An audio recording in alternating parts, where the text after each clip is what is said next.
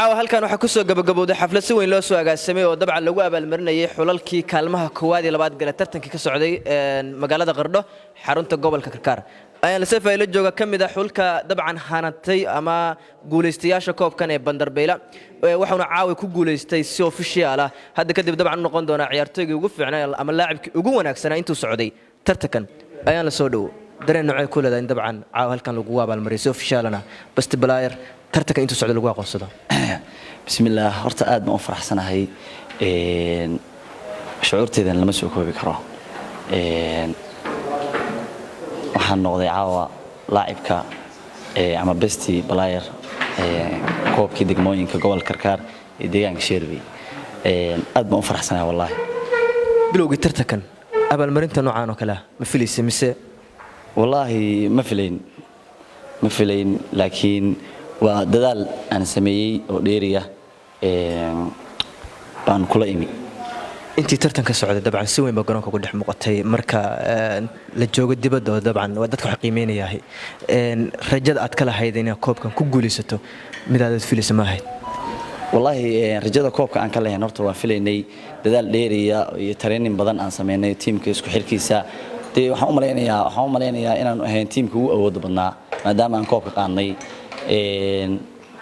dhigay Qardho halkan waxaan leeyahay badiyaa waa bahdeen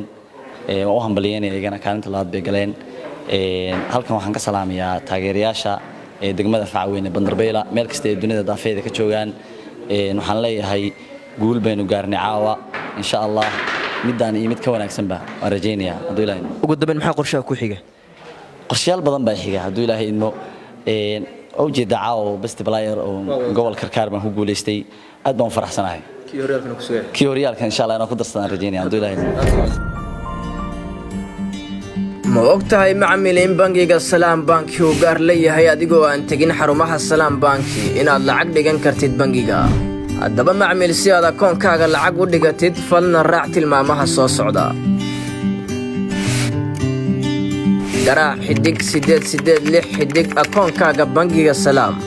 xidig lacagta aad dirayso kadibna afar gees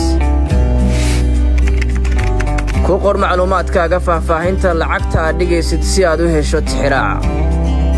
geli lambar sireedkaaga sahalka si aad u dhigatid lacagta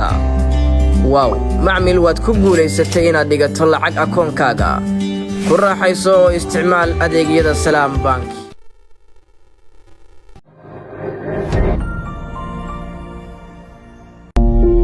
abka Barafo si fudud oo dib yar uga dhax gooso tigidh shirkadaha socdaalka ee gobolada dalka haddii aad rabto inaad abkan aad hesho telefoonkaaga gacanta gal qaybta Play Store-ka ama App Store-ka ku qor oo ku baadh magaca Barafo la soo deg oo ku shubo moobilkaaga wixii caawimo ah fadlan soo wac 2 eber ama qaybta offline-ka xidig 2000 afar gees